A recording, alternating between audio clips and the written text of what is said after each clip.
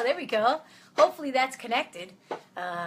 So hello everybody, welcome to Ask Andrea. It's where people come and ask their questions. They actually put their questions into my website. I got 3 pages worth of questions to cover.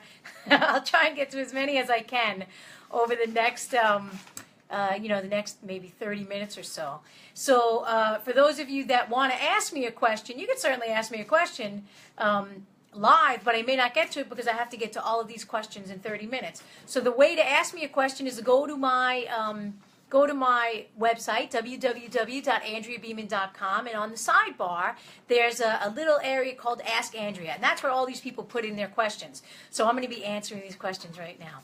So settle in, simmer down, and let's get started. So for those of you that are meeting me for the first time, my name is Andrea Beeman. I'm a natural food chef and a health educator, and I love answering your questions, so please don't hesitate to keep asking them. So the first question came in from Stacey, and Stacey says, Lyme disease. Other than the anti-inflammatory diet, what other top natural foods remedies might help to really calm the inflammation? Also have rosacea.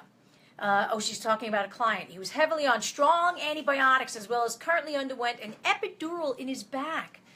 Didn't know he had it for a long time, the Lyme. However, he's almost 90% relief, but after the epidural, they are considering surgery on the back. It also affected his heart with pains, and he had it. Good shape, eating better, wants to get back to being active in the way he was. Well, there's a lot to healing Lyme. I can't cover that in a half an hour. My apologies. That's really deep, we're talking, you gotta have your immune system, you gotta have the lymphatic system working well. There's a couple of great books I can recommend. Healing Lyme by Stephen Brunner, and another one, Healing Lyme Naturally by Wolf Storrell. I actually love those books, and when I had my Lyme and my husband had my Lyme, we used the herbal protocols that were in those books, and they totally helped. Oh my gosh, they were so good. So I would highly recommend that. You can certainly go on an anti-inflammatory diet, but what you want to do is really get to some of the bacteria and all the pathogens and the viruses and everything that's going on inside that person's body, because it's never just the Lyme. Okay? It's always something will trigger the Lyme. Hi, Francis. Something will trigger, hi, Jeanette, trigger that Lyme, and then boom, somebody goes and they have all the problems that come up with Lyme, right? Okay. So Julie says, how do I begin to eat healthy whole foods in small portions? Hi, Jessica. I get overwhelmed with where to and how to start. I've tried and read everything on food and its effects on the body. Healthy keeps changing. You got that right, Julie. Healthy keeps changing. Oh my gosh. Every week they're coming out with something. This is good for you. This is bad for you. Right? What was good for us in the 80s and the 70s? Margarine. They were touting margarine as the health food. And look at us now. We're like, margarine? What, are you trying to kill me? You take the margarine and use it as lube in your car. That's the only thing that it's good for. Hi, Stacey. Hi, Erica. Okay, so she wants to know how to begin eating healthy whole foods, and her name is Julie.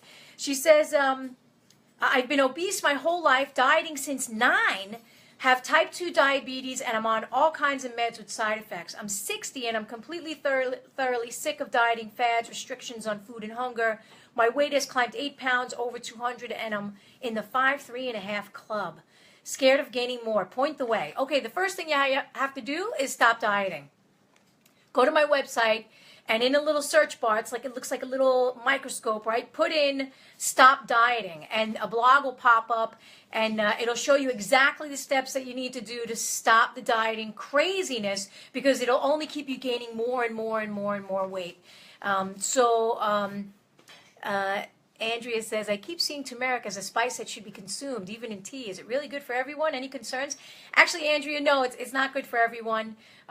Turmeric in large doses can be toxic to the liver, right? So, you just get, all this stuff is always on the web. Eat this, do that, but you have to look at the person's condition. If they have an underlying inflamed liver, they have something going on, maybe some hepatitis, maybe turmeric might not be the best one for them. Maybe mushrooms, right? Shiitake mushrooms, maitake mushrooms, something like that. Okay, so let me get back to this. So Julie, go to my website, go to the little microscope and look up Stop Dieting, and then that'll give you where you can start right now. And like I said, the first thing to do is to stop dieting, literally, because it'll kill you. I mean, you've been doing this your whole life. Oh, hi, Athena. Hi, Kathy. Yes, thyme tea is good for you. But it depends on what you got. Oh, gosh.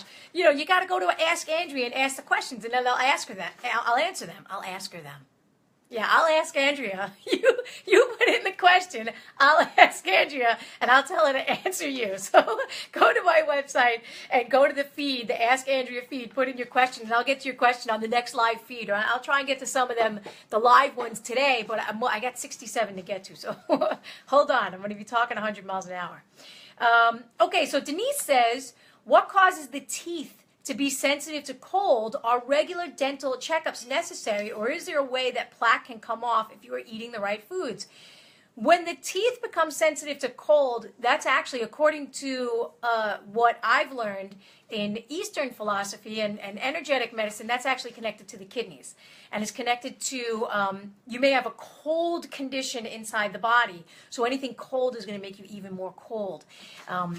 So you want to actually warm up and nourish the kidneys. You could be eating the best food in the world, but if you're not nourishing the kidneys and you're not building the internal heat and the internal strength, because the kidney is, that's like your little water heater, right? So you have the hot and the cold, right? The kidney yin and the kidney yang.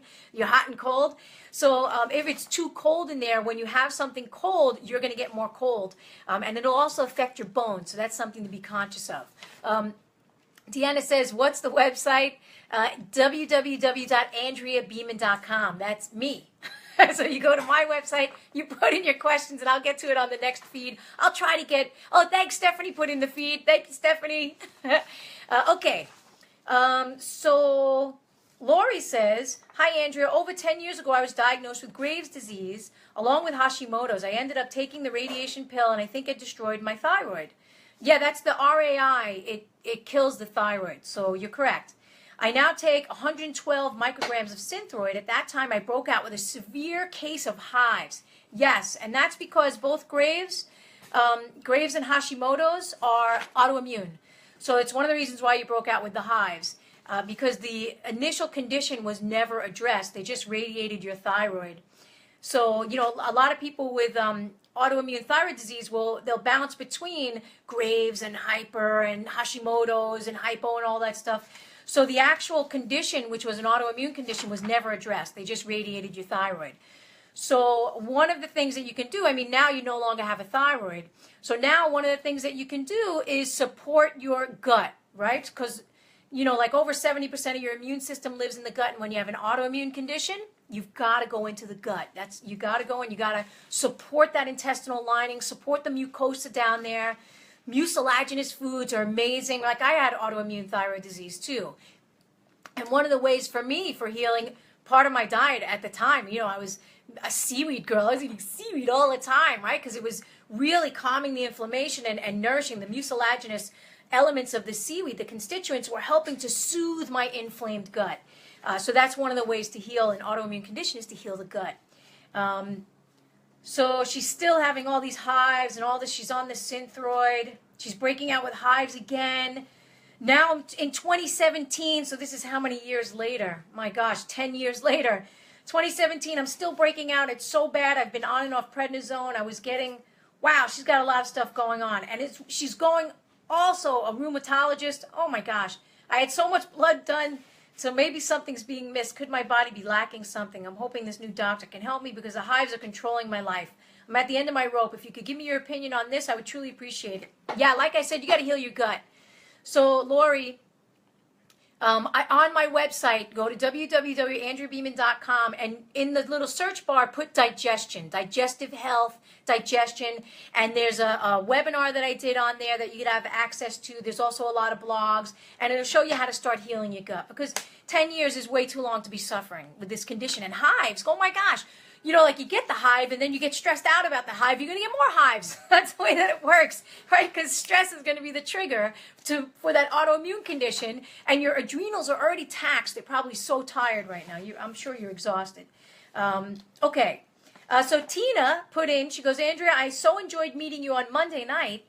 Do you have any recipes or diets for acid reflux? So Tina, that must have been, I did a class in Westchester at Hudson Valley Hospital. So that must be where I met you. That was like a month ago. Yeah, acid reflux. Okay, the first thing is digestion begins in the mouth, not in the stomach. So if you bite and swallow your food, you're always going to have more acid that's produced because your body's like, okay, we got to break down this food. We got to break down this food. Your body's so smart. It's like super genius, your body, right? So if you're getting acid, you're either not chewing enough or you're stressed when you're eating. You could also have trouble with the gallbladder, right? So if you don't have enough gall, right, you're going to have higher levels of acid because the bile helps to neutralize those stomach acids and as everything is going into the small intestine. So that's something to consider, okay? Just consider chewing your food first and foremost. There's tons, like you could say, oh, I'll eat an alkaline diet, I'll eat an acid diet, but it's really, when you have acid reflux, it's more that the digestion process is not happening here. Hi, Paula. I love you too, honey. It's not happening here. You got to turn that bolus, fill it up with all your enzymes, right, that are going to be excreted from your parotid gland and all of your glands here, right? They're going to be excreted. It's going to turn into this bolus that's pre-digesting still on the way down, and by the time it hits your stomach, you're going to be good to go. So that's acid reflux. Nicole says, what kind of liver and gallbladder cleanse do you recommend? I know you mentioned a liquid one, but any specific ones? Actually, this is the time of year for liver cleanses, so you're in perfect harmony, right? So one of the greatest liver cleanses of all time is fasting, and I talked about this on the last the last live class that we had. You want to, as you come into the spring, right? So I'm on the northeastern United States, the coast, right? So we're coming into spring now. One of the best things that you could do is fast. And what that does is it frees up all of your internal organs, right? It gives them a break, especially your liver, because every single time that you eat something, your liver has to process that metabolic waste. So it's more stress. So I know somebody had asked last month about liver cleansing and phase 1 and phase 2 liver detox. When you take out food from the digestive system, you're freeing up the liver, right, to do its own cleansing, to relax, to free itself, right? But we're constantly eating, and we're in this society where we set up breakfast, lunch, and dinner and snacks, right? Eat all the time, eat all the time. Of course, that's going to be stress on the liver. So if you look at ancient traditions in the spring, religions across the world, right? They fasted, sometimes 30 days, sometimes 20 days, sometimes a month, sometimes 6 weeks, sometimes, in Lent, what did they have? No meat on Fridays. It was actually more strict than that, but that's the modern version, right? No meat on Fridays. So I would suggest fasting as one of the best liver cleanses, as well as you could do some fantastic herbs like dandelion, one of my favorites for liver cleansing, right? Dandelion root, milk thistle to nourish and start the regeneration of the liver cells, right? Because the liver is the only organ that actually regenerates itself. If you're giving it what it needs to help that process, it can start the regeneration process, and you'll be feeling better and lighter and happier, because one of the things that happens when the liver is congested is that you'll feel bogged down. You'll get distension in the belly, right? Bloating, a lot of gas, which somebody talked about here on one of these questions. So let me keep moving through these questions. And I see you guys are putting in questions. Oh, Sarah, you're a cutie. She said listening to you makes my day. You're a little cutie. Well, you listening to me kind of makes my day, too. It gives me a job. It gives me a job. It gives me something to do with my time, if I can answer the questions here. Okay, so the next question came in from Mary. Oh, by the way, Nicole, if you want a specific liver cleanse, go to my website, AndreaBeeman.com, and you go to the little microscope that's, or magnifying glass. That's what it is. It's a magnifying glass. You go there and you put in liver cleanse, and probably 3 will pop up. Choose the one you like the best. Mary says, why do some women have cellulite and others not? That's fat storage, right? So some people have better fat storage than others. So in a long, cold winter, right, the person with the cellulite is going to fare a lot better than the person who doesn't have cellulite. It's just a fat storage. I used to have a lot of cellulite. I still have little on the back of my legs, but I used to have a lot of cellulite when I was eating the wrong foods and also when I was dieting. My gosh, I was full of cellulite, including on my stomach. I had cellulite on my stomach. It was horrible. And I think that came from dieting, because when I would deprive my body of food, my body would naturally go into storage mode. All right, she's not getting fat. She's not getting protein. She's not getting the nutrients she needs. Let's store some of this. Let's store this fat wherever we can so this person doesn't die, right? I don't know if that's a scientific explanation, but it certainly is a diet explanation from a dieting perspective. Okay. Vicky says, I need help. I'm 42 and I've been diagnosed with osteoporosis. That's very young to have osteoporosis, Vicky. She said, it's pretty bad in my back, so I need more than just the right foods.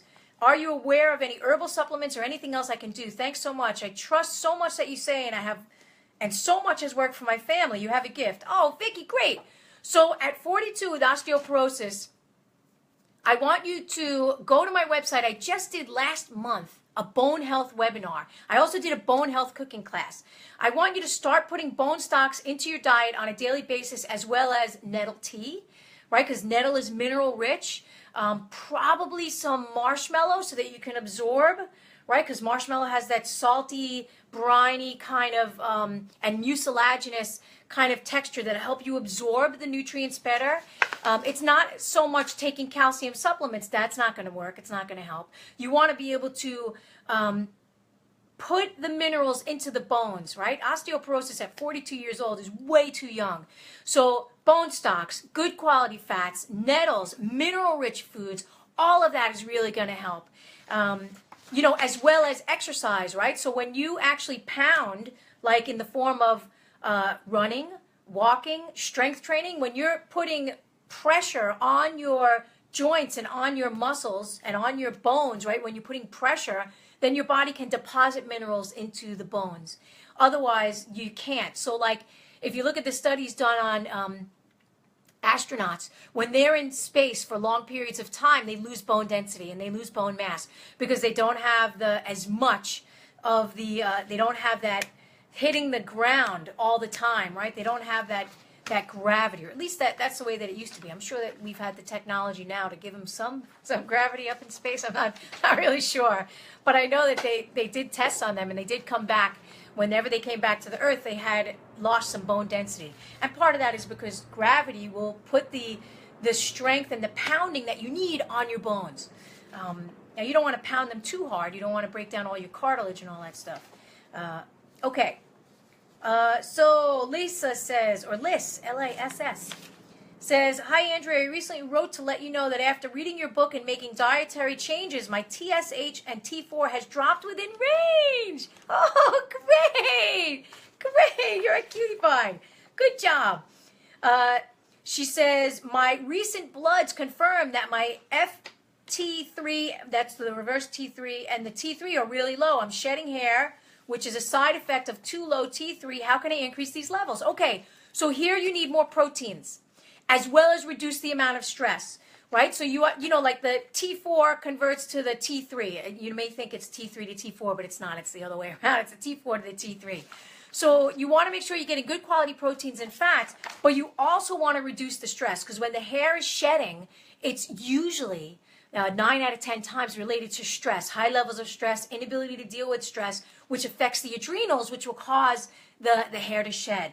So that's something to be conscious of. And congratulations for reading my book and getting your other levels, right? Your TSH, is that what you got in normal? TSH and T4 are within range. Keep up the great work, because it takes time to heal the thyroid. So it's not going to heal after 1 month. Maybe give it at least 3 months. Like mine took 18 months for my goiter to go away and 2 years for healing. So let me show you that book. Look, I just left you guys. I left you here. I left you by yourself. But this is the book she's talking about. Happy, Healthy Thyroid. So keep up the great work, Liz. You can do it. It's just going to take some time. You have to be patient. And it's one of the things that I teach my students is that they have to be patient. We're not robots and we're not computers. You just can't put a chip in, right? And boom, fix a broken program, right? Boom, there it goes. Take the virus out, use the virus extractor. That's not the way that it works. We have to build the immune system. We got to work on the lymphatic system. We got to get the circulatory system flowing. You want all of your systems to be working so that they're feeding all of the cells, which are feeding all of your organs and your glands, right? So the thyroid's not going to heal overnight. It's one of the reasons why when people say, oh, I need a thyroidectomy, or I got to get this organ out or that organ out. Just hold on a sec. Just take a breather here. It's going to take some time. Be patient. Be patient with your organs. You didn't just boom, pop out and you're a 42-year-old person in 1 minute, right? It took time for the body to grow and time for the body to get to where it is right now. So it's going to take time for it to either reduce a growth or a nodule or whatever you got going on, or to heal a condition. It's not going to happen overnight, so you got to be patient. If you're not patient, you're not going to heal. Okay, so Victoria says, and let me just check my time, 3:17. Okay, we're good. Francis says, I need you to come live with me so you can cook for me. You're a cutie pie. And I'll get to all the questions that are coming, and I'll try to get to them, as many as I can. But first I got to get to the ones that came in on the website. Okay, so Victoria says, what foods, herbs, elixirs should I immediately be taking if I've recently had a total thyroidectomy from 5 years of Graves' disease? Which food should I stay away from? Thank you. So like I was saying to the gal earlier who had RAI, Graves is autoimmune. So you had a thyroidectomy, but it didn't actually heal the condition. So you have to look into the digestive system. You've got to start to heal that so that you can hold on to the rest of your organs, right? Hold on to the rest of your glands and your organs and all that stuff. And go to my website and look up Graves, because go to the little magnifying glass and you look under the little Graves thing, put into the word Graves, and the things for healing Graves will pop up. Now, you've had a thyroidectomy, so you want to go directly to the digestive system, right? Because you can't, once the gland is gone, you can't heal the gland anymore. But you can ensure that your other glands within your endocrine system are going to be functioning optimally. Because, autoimmune diseases, it attacks one gland or an organ, it'll start to attack another one. So you got to get into the root cause, which is what is contributing to that autoimmune condition, okay? Stacey says, how do you feel about grains and beans? And I also mean grains. Stacey, that's redundant. I realize what may be good for one person may not be good for another. I'm not really sure how it is with me, honestly, but I do need to lose weight. One thing I hear about grains is it could be inflammatory, cause leptin resistance, and it's not good for your skin because of the spike of sugar. But yet vegetarians swear by them as well and seem to be a lot skinnier than me. Well, I'm a big fan of grains and beans. I like them. They've been in the food supply for thousands of years, right? And, you can overeat anything. You can overeat meat. You can overeat fat. You can overeat grains. You can overeat beans. You can overeat vegetables. I know it may sound hard to believe, but you can overeat vegetables, right? So those are the people that are going to the bathroom 20 times a day. 20 poops, 3 poops a day. It's a little too much. That's really too much cleansing going on in there. So you can overeat grains. So if you're trying to lose weight, maybe grains are not the best for you, although you're not eating them now, right? So I think that they're rich in fiber. They need to be chewed well and processed properly, right? So you want to soak them overnight. You want to soak your beans as well. And that helps to release a lot of the anti-nutrients, and then cook them the way they were traditionally cooked. I know a lot of people, and I don't know where this came into fashion, but a lot of people are sprouting grains and eating them raw and all that stuff. That hasn't been a part of the human food supply, and I don't actually recommend that. Cook your grains, break down those hard to digest fibers, right, and then let your body do the rest of the cooking in your digestive fire. But I don't think sprouting the grains, like you could sprout them and then make them into something and then cook them, but don't sprout them and eat them raw. I don't think that's smart, especially if you have a tendency to gain weight. That would contribute to a damp condition. Okay, so Carrie says, how do I get rid of Candida infection? What should I eat or not eat? Should I take supplements? Candida is interesting because it's showing that your digestive system is out of balance, right? The ileocecal valve, which connects the large intestine to the small intestine, has been damaged in some way. So the first thing I suggest is seasonal eating all the time with Candida. Eat seasonally, get off the sugars and the high carbs and all the crap, right? And start to eat seasonally, locally. Support calm down so you can relax your system. You want to strengthen that little valve, and that's going to take some time so that it keeps the Candida, which naturally thrives in the large intestine, it keeps it there. Right? You don't want the Candida coming out into your small intestine and eating all of your stuff. You know, that's you're going to be exhausted, which is what happens with Candida. So I also recommend for Candida black walnut hull. It's one of my favorite Candida herbs. And you could look on my website on how to take that. Like if you look up Candida, Curse of Candida, it's one of my blogs, one of my articles that I wrote, and it'll give you a whole protocol on what to do for Candida. Oh, that little dog sounds like he's looking for some food. Okay, so Eileen says, vitamin D3, what's your opinion on taking this supplement? I have osteopenia. I eat very healthy, but I had the bone density test, and this is what it showed. You could certainly take vitamin D3, but keep in mind that you still need sunshine, you still need exercise for your bones, you still need to get moving, and you still need to eat well, right? So a lot of times we'll just take a pill and think, well, I'm fine, or, you know, I'm taking the D3, I'm taking the calcium, I'm taking this, I'm taking that. No, you know, there should be nothing wrong, but that's a shortcut. And not only that, but whenever we take supplementation, it accumulates.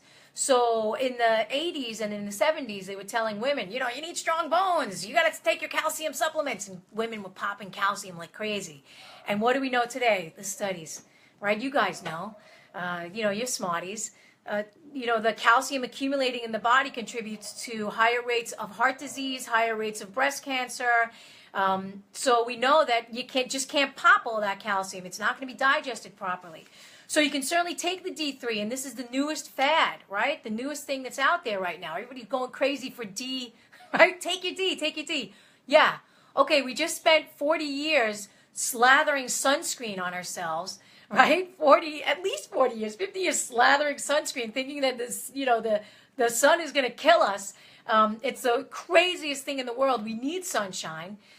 You know, like take one of your house plants and slather it in sunscreen. Let's see how long it lives. You know, so we need sun, and that they're doing more and more studies that we just can't live without it. You know, you don't want to go out and fry yourself and put on the baby oil and sit with tinfoil like we used to do in the 80s, right? Sit with tinfoil and fry yourself like a little burrito. But you certainly need sunshine. Get out there and get some sunshine. And you're only at osteopenia, so you could still build your bones back up. You can still build them up with osteoporosis as well. Okay. Erin says, hi, Andrea. I'm hoping to start your master's healing program as I'm a graduate of IIN, but being a mom to young babies is my priority and takes up all my time. You're going to love my New Healers Master Coaching Program. Next one comes up in June, and you get all this information about the body and healing, and we add these forums and Facebook pages. It's a lot of fun. Because healing should be fun. It shouldn't be a drag. It shouldn't be a chore. It should be fun and exciting. Oh, look at all these questions that are coming in. Hashi's everything. All right, I'll get to your questions, but I got to get to these questions first. For those of you that want to ask me a question for the next time that I do this Ask Andrea Live, you go to andreabeeman.com, and on the sidebars, Ask Andrea, and you put in your question, and I'll get to it. Okay. So she says, I feel I need a cleanse, but I've been pregnant or breastfeeding since 2012. I'm currently breastfeeding my 9-month-old and plan to until after I get pregnant with our third child. I know I can't do something hardcore, but my body needs a refresh. I plan on breastfeeding and or being pregnant for quite some time. How do I detox and cleanse without reducing my nutrients for the baby? Moms need to detox too. Okay, Erin, while you're breastfeeding, it's not a good idea to detox. If you want to detox, take, you know, like pump for, you know, pump until your boobs are practically gone, right? Just pump a lot and keep your breast milk in the freezer. And then, you know, like keep, if you can, get as much as you can. Put it in the freezer in little separate bottles, right?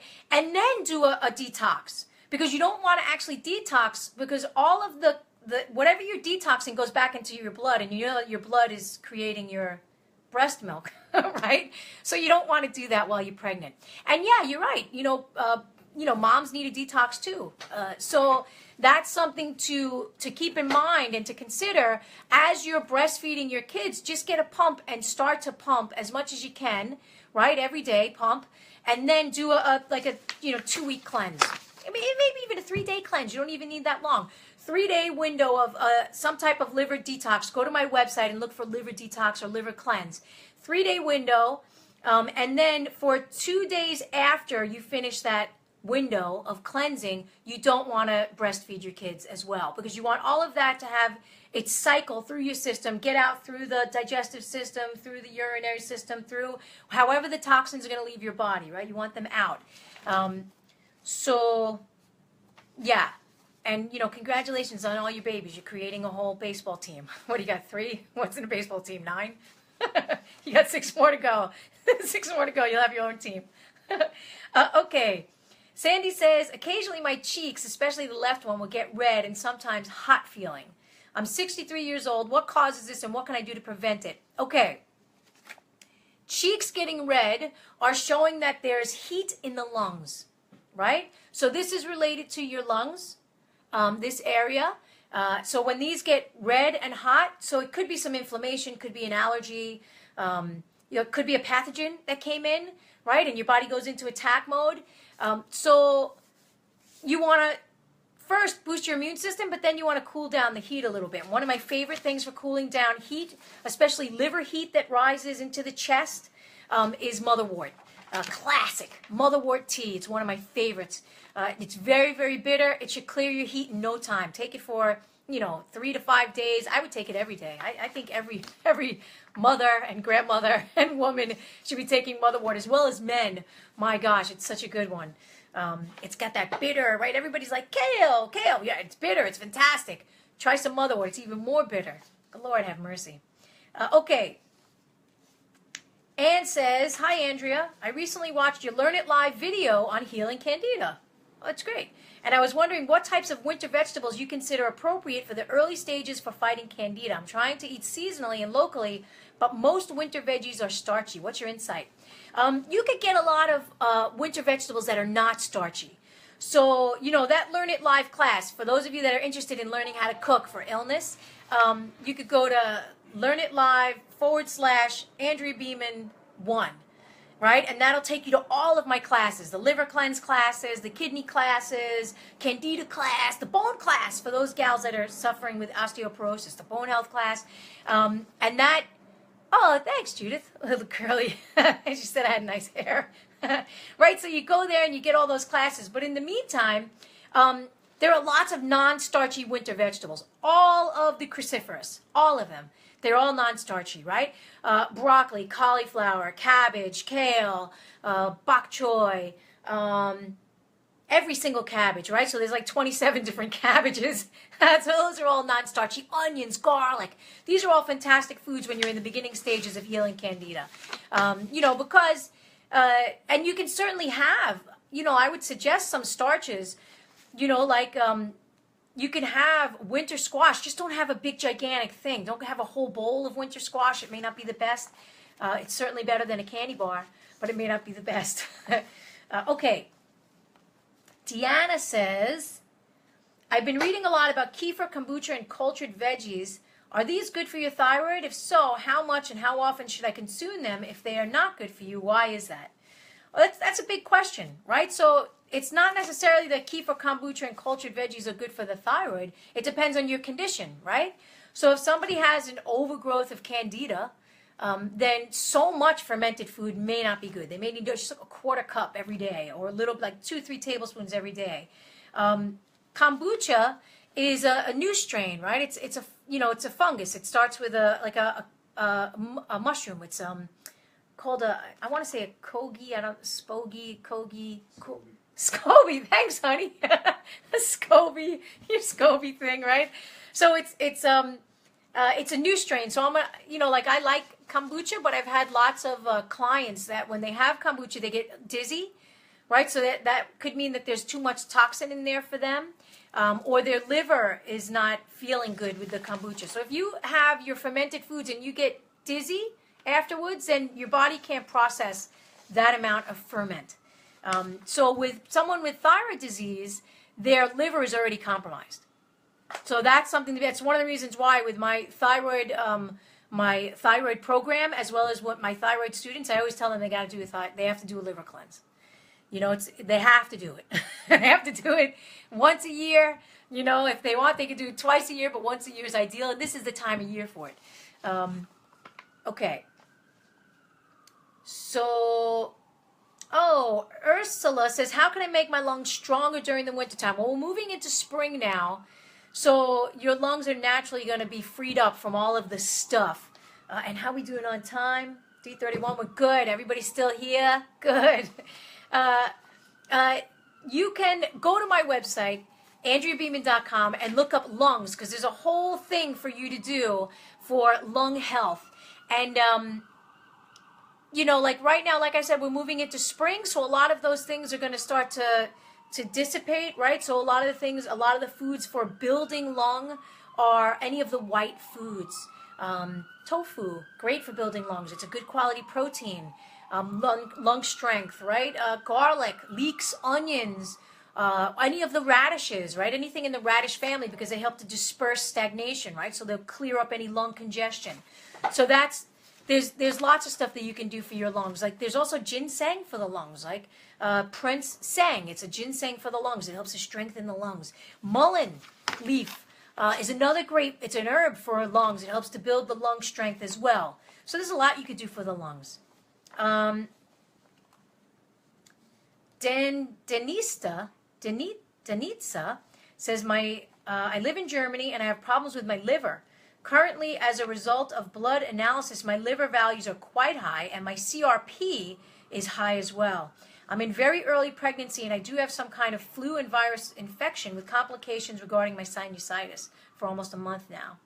As I cannot take any medications, I would appreciate if you can give me any advice on what diet is appropriate and I should stick with in order to heal my liver quickly and reduce the values to normal so I can avoid any risks. Okay, so you want as much leafy greens as possible right now, right, to help support your liver, but also put in all your culinary herbs because they're antibacterial.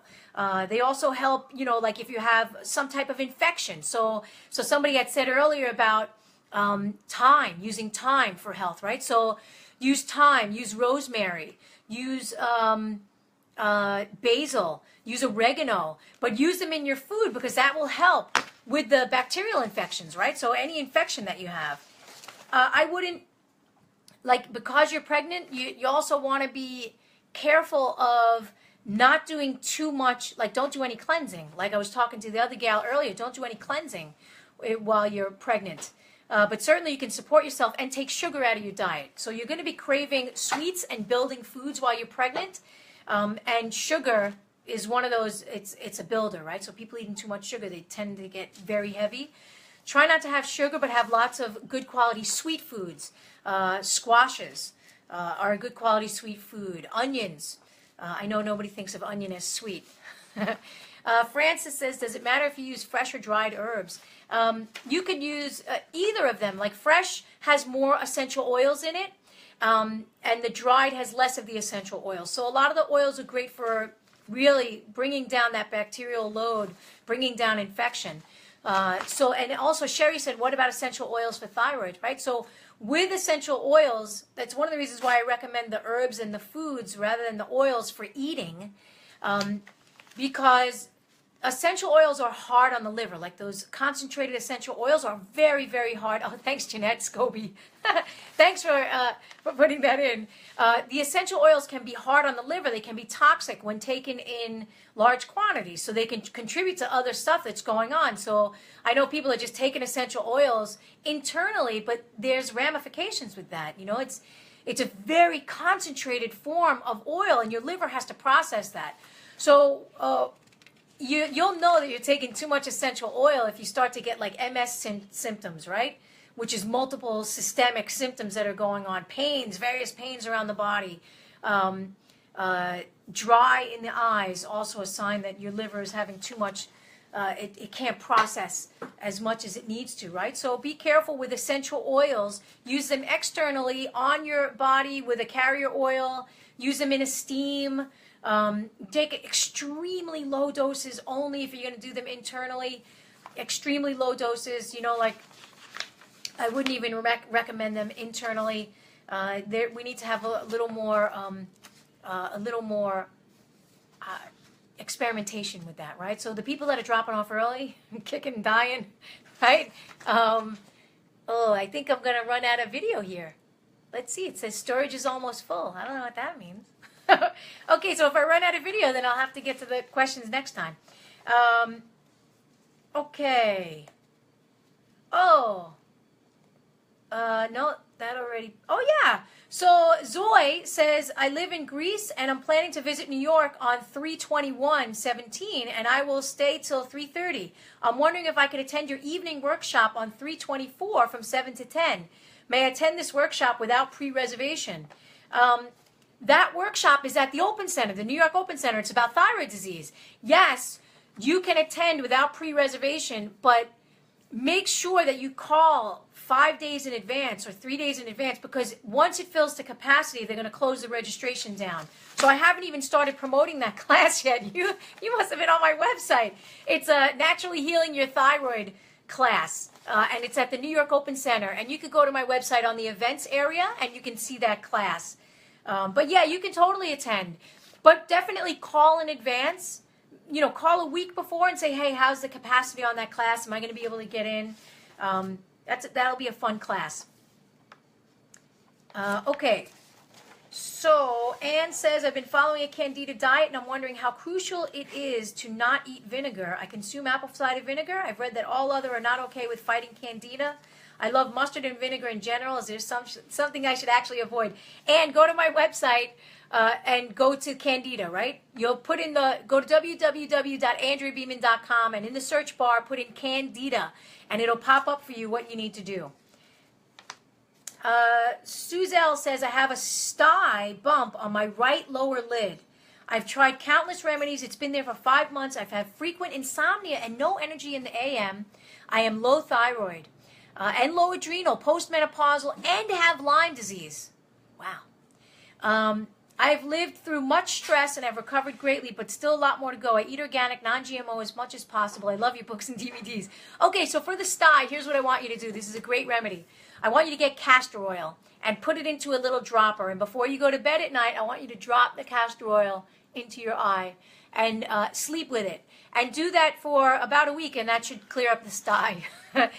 In your eye. And as well as your other stuff, read the information in my thyroid book, because you said you have the books, and be patient, right? You have to heal the adrenals. The adrenals are going to support the thyroid, and that should help. And also with the insomnia, start taking, if you don't have any liver trouble and you're not allergic to nightshades, start taking ashwagandha. And I cover that in the chapter on herbs in the thyroid book.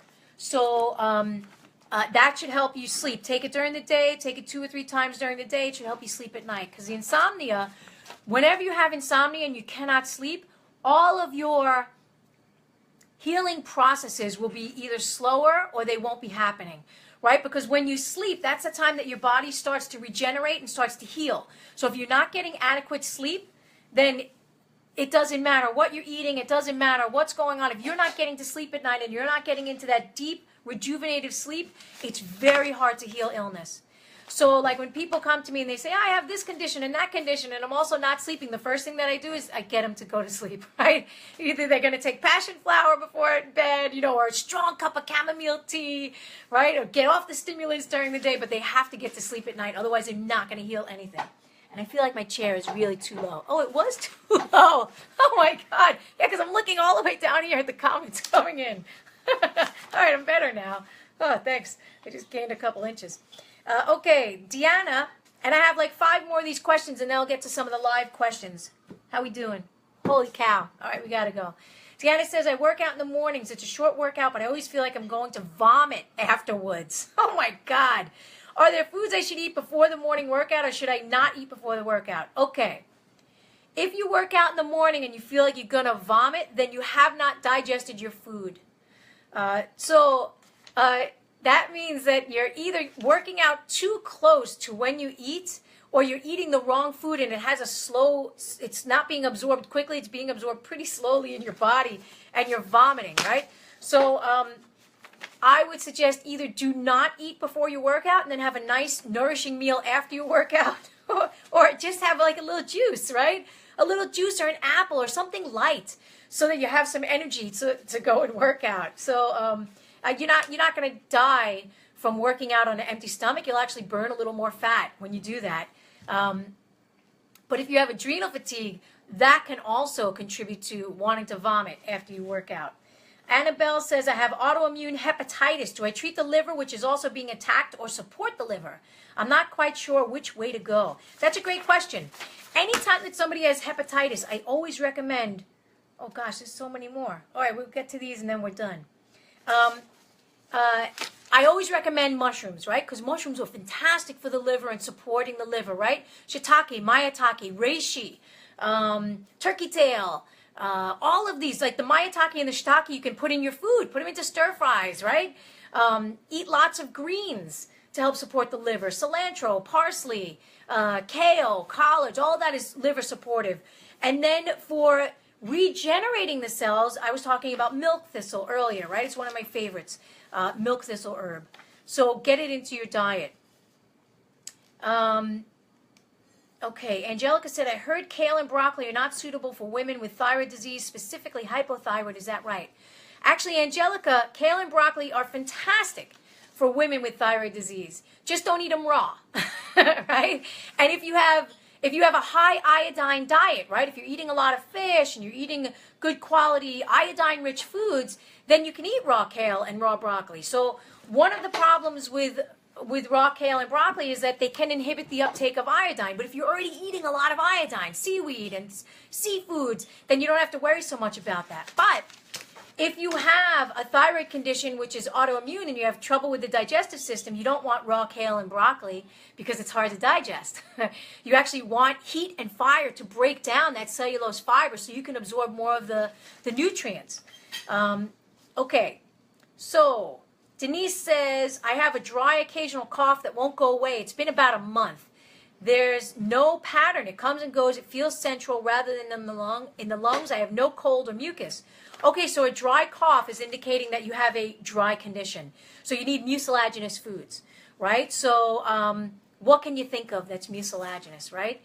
Okra, for those of you that live down south. Seaweed, one of my favorite mucilaginous foods. Put it in soup, put it in beans, put it in stuff like that. Even sweet potatoes, right? They're mucilaginous. If you're dry, if you're presenting with a dry condition, then you may be having too much heat in your system. Aloe, thanks, Jean. Yeah, aloe is a great mucilaginous food. It's also really cooling. So you have to figure out if you're having a cold, dry condition or a hot, dry condition. If it's a hot, dry condition, you want to cool the heat. If it's a cold, dry condition, you want to warm up and put mucilaginous foods in there. Okay. Oh, Denise says, what kind of foods and drinks calm ADHD? I just had a class on this yesterday. I had a class on heart health, right? So ADHD, you can't pay attention, right? The mind is all over the place. So that's a disturbed Shen. So in Chinese medicine, your spirit resides in the heart, right? And also in Greek medicine, right? Ancient Greek medicine, the true motivator of the human spirit is in the heart. So we were talking about heart disease, but I talked specifically about Shen. So if the Shen is disturbed, the mind will be overactive, right? So how do you calm the Shen? Reishi mushroom calms the Shen. Take the stimulating foods out of the diet to calm the Shen. Deal with the emotional stuff that's going on to calm the Shen. So, that could be go get some therapy, right? Go to Landmark Forum for a weekend, right? Help calm the Shen. Meditation helps to calm the Shen. So anytime that you have ADHD and this is going 100 miles an hour, you need meditation, you need Shen calming foods, you need to relax the heart as much as possible. I hope that helped. I hope I didn't give you more anxiousness. Right? And hawthorn berry. Oh my gosh, one of my favorites, right? So hawthorn berry nourishes the heart. And it also is great for ADHD, right? So hawthorn berry, and I talked about it in my heart health cooking class yesterday. So for that, like I said earlier, go to Learn It Live, youtube.com/Andrea Beeman 1, and you'll see the heart health cooking class. And I show you how to make the hawthorn berry tea and all that stuff, as well as all the other heart nourishing foods. Okay. So Tracy says, you recently wrote an article about water, and you mentioned adding liquid minerals to your water. What brand of liquid minerals, how much, and how often do you add this to your water? As often as I remember. And they said, oh my, thanks honey, that's my husband in the kitchen. That's where the men should be. They should be in the kitchen cooking. I use concentrates. And I use concentrates because I double filter my water because of all the chlorine and the fluoride and all the other crap. And now there's all these studies about what's now in the water. We have tons of prescription medication in the water. Oh my God. You know, so, and it's from people flushing medications down the toilet, but also urinating, right? They're urinating out their medications and it goes back into the water supply. Oh, Lord have mercy. So I double filter my water and then I put in concentrates. And I try to put it in as often as I remember. I put this right on the counter. Pablo is also great at that every morning. He has a tall glass of water and he puts mineral drops in there. And that's so, because you need minerals. You need minerals in your water. You know, like the filtering process is fantastic because it takes out all the crap, but it also takes out all the minerals, and we need that stuff. Okay, Sonia says, I'm 52 years old and I look like I'm 9 months pregnant. I've been slowly weaning myself off of levothyroxine because I feel horrible. Weight gain, depression, foggy brain. I've just discovered your site and it sounds like what I need. Help! I don't know where to start. I've ordered your books and DVDs and your thyroid book, but don't know what to address first. So Sonia, you're already on the right track. You got my books and my DVDs. It's going to walk you through the process. If you're distended and you look like you're 9 months pregnant, right? You've been on the levothyroxine, you're not feeling good. I hear that all the time. Right? They just take, because that's not the problem. The problem is not really the thyroid. It's that the liver's not releasing the hormones or not converting, right? The T4 to T3. So if there's liver congestion, you're always going to have distension in the belly, right? That's the way that it works. When the liver's congested, your belly's just going to puff right out. So you have to work on liver health for thyroid. Okay. So Terry says, hi, Andrea, thank you for all your wonderful information. Is it possible to shrink nasal polyps and cure asthma? My doctor said no and put me on nasal steroid spray and steroid inhalers 4 years, and I'm not getting better. I also had Graves 25 years ago and RAI. Thank you so much. Okay, so I've had clients that have been on inhalers since they're 13 and 14 years old, and they can get off them. It takes time. It took, I had one client that was on an inhaler for 50 years with asthma, right? She had it since she was a little girl, and it took her about a year. She went from 4 inhaler squirts per day. In a year, she went to 1 per week, right? 1 inhaler squirt per week, and now she's not on medication anymore. She has nothing. Her lungs are like beautiful, right? So she needed good quality foods, mucilaginous foods to help support the lungs, right? Because you know this is a warm, damp environment. Your lungs. When it gets too dry, it doesn't work well. When it gets too wet, it doesn't work well. And so you have to support those lungs. So yeah, I believe, the doctor may not believe that you can heal your asthma and your polyps, but I certainly believe you can, given the right foods and the right stuff and the right herbs. Yeah, okay, so it's getting toward the end. Janet says, I bought your book, Happy Healthy Thyroid. I've decided to try and heal my thyroid, and I came off my medication about 18 months ago. I'm coming off sugar, and I just wondered if I can eat raisins. The book is a godsend. Thank you. Oh, you're welcome, honey. Yeah, you can eat raisins, but eat them with something, right, to help slow their absorption. Don't just have them plain. So, you know, like a classic food with raisins is like a trail mix, right? So you have nuts and seeds and raisins, and sometimes they put goji berries in there and mulberries and all that stuff. So you can have raisins, just slow the absorption down, right? And also use the sugar that's in your body. So you want to be able to use that that sugar up, right? So you eat a raisin, you're going to get energy. Where's the energy going to go? You got to use it. So exercise. And then Suzanne said, I just promoted you on our GimmeTheGoodStuff.org Facebook page. Great class yesterday. Oh, so you came to my heart health class. Perfect. All right, so I have 5 minutes. I have 10 minutes. Let's say 10 minutes left. I'm going to go through the questions that came in live. and I can't get to all of them. Like I said, all of these questions that came in, the 67 questions that came in through my website. You go to AndreaBeeman.com and you go to the Ask Andrea on the sidebar and put in your question. I'll get to it in the next one. Okay, so let's see what we got. Turmeric, I already got to that one. Ooh. Tammy says, I'm really overweight with polycystic ovarian syndrome, and I'm on antidepressants and really struggle with losing weight with diet and exercise. Any help? Yeah, of course. So polycystic ovarian syndrome, right? PCOS, you have, now again, I know I've been talking about liver. I've been talking about liver a lot. But this is directly connected with your ability to process your hormones, right? So the liver has a big job. It's, oh my gosh, we should just love our liver every day. Just send it love every day. So you want to be able to build your hormones and then break down your hormones. And the breakdown process of putting your hormones back out of the body, right, through the liver 1 and liver 2 detox, is you have to make sure your liver is healthy. So if you have PCOS, then the liver is showing signs that it's not able to do its job properly. Anytime, like in Chinese medicine, anytime that you have growths or polyps or cysts or anything popping up inside the body, you have to look to the liver, and you have to support the liver.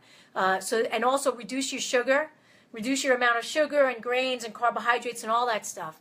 And you could do it. It'll just take some time. Let's see. SD says, what's the most healing tea for liver? Actually, there's a lot, and it depends on your condition. So, like, I like bupleurum, but it's very strong. It's very strong, and it's not for everybody, right? Because it's going to disperse any stagnation that's in the liver. So if you have liver stagnation, then that's great because it helps to move the energy, right? Move the blood, move the energy. But it's not for everyone. It can create anxiety in a lot of people. So like dandelion leaf is a great tea, dandelion root, great tea. I also have a liver detox tea on my website. If you look in the little microscope, it's there. Tosha says, what's your take on Lugol's iodine for thyroid? I think that if you have low iodine, it's okay, but I'm a big fan of getting your iodine from food because, you know, like I talked about earlier on this feed, I'm not a big fan of taking supplements for a long period of time. Like if you're going to take them, you take them for a short period and then you get off. Otherwise, there's an accumulation that happens, right? We accumulate in the body. We're going to accumulate. So if you're having too much iodine, this is also a problem. Just like too little iodine is a problem, too much iodine is a problem. So there has to be a balance. Too much iodine can contribute to autoimmune conditions. Too much iodine can contribute to hyperthyroid and heart palpitations, right? So you got to be careful. Just don't start taking anything just because it's the latest fad. Okay. Let's see. SD says, my daughter was on inhalers and now she's not using it for the last 3 years. Great. That's fantastic. Good job taking care of your daughter. Brenda says, what are your feelings on wild oregano oil to help with Lyme disease? Like I said earlier on this feed, Lyme disease is a huge topic, and I don't think oregano oil should be ingested because it'll kill all of your bacteria. Right? It's great. It's antibacterial, right? When you have it in food, it also comes with fiber and other nutrients that help you process it. But if you have it on its own, you're just going to be killing lots of bacteria, and that's not actually the safest thing to do. So I would suggest other antibacterials and antifungals and antivirals that have been around for like a really long time, right? Thousands of years we've been using them in those forms. Lee says, I cured my asthma by avoiding gluten and dairy. Great. That's fantastic. Michelle, oh, thanks, Michelle. Michelle put in a link to the trace minerals. Yes. I love those trace minerals. I think they're great. I mean, I don't know what I'm going to find out about this because this is also supplement, right? So I don't know what I'm going to find out about this a few years from now. It causes you to get like an eye growing out of your forehead. I don't know. Who knows, eye growing out of your cheek? Lee, very smart. She says, do something for someone else to nourish the heart. Okay. Maria says, I live in Greece where it's easy to pick fresh wild milk thistle. What's your opinion regarding its effect on liver cleansing? I think the milk thistle, and I think it's great, like if you actually toast it lightly and put it into a coffee grinder and put it onto salads. I think it's awesome. But I think milk thistle is really one of those long-time herbs that have been used for liver health. I mean, it's been used for thousands of years, and it doesn't have a negative effect. It has a good positive effect on the liver, which is wonderful. So start taking it. And if it's growing wild by you, well, that's fantastic. Okay, so I think I got to, Heather says no sunscreen. That's the first time I've ever heard that. Yeah, I actually have information and articles on my website, but, the sunscreen fad is a fad. Don't go out and burn yourself, but certainly don't cover yourself completely in sunscreen and don't get sun, because it's not healthy. We're discovering now that, I don't know who was the brain surgeon who said, hey, let's just stop getting sunlight. That's crazy. Look at the vitamin D levels, especially in America, have plummeted. They've plummeted, and it's from 40 years of sunscreen. Just stop it with the craziness of the sunscreen. If you're going out and you're going surfing, yeah, put some zinc oxide, put it on your face, right? Don't go out and surf all day long without any coverage. But certainly, go out of your house and actually get some sun and invite some sun into your skin and into your health. And also, by the way, morning sun, when you get morning sun into your eyes, right? Not looking directly at the sun, but morning sun direct in your eyes, it actually supports your pineal gland and helps you go to sleep at night. So, we need the sun. We absolutely need the sun. So that's a bunch of hogwash. It's 3:57. I want to thank everybody for all of your amazing questions, the questions that you sent into my website, AndreaBeeman.com. I'm happy to answer them for you. I love this stuff. And thank you for showing up to the Facebook feed today. It was really nice to see all of you and all of your questions and all that stuff. Kathy, thank you. That's my cousin. She says you're the beautiful face of healthy living. Oh, you haven't seen me in the morning with the crusties? No, I'm kidding. Deanna says, where do we go for your cooking classes? Learn It Live. You go to learnitlive.com/AndreaBeeman1, and Stephanie will put that into the feed for you. Jean, Etsy, thanks for showing up. Thank you, everybody. Oh, thank you, Christine from New Zealand. I'm sending love to all of your hearts from my heart. Thanks for coming out today, and I'll see you next time. Bye.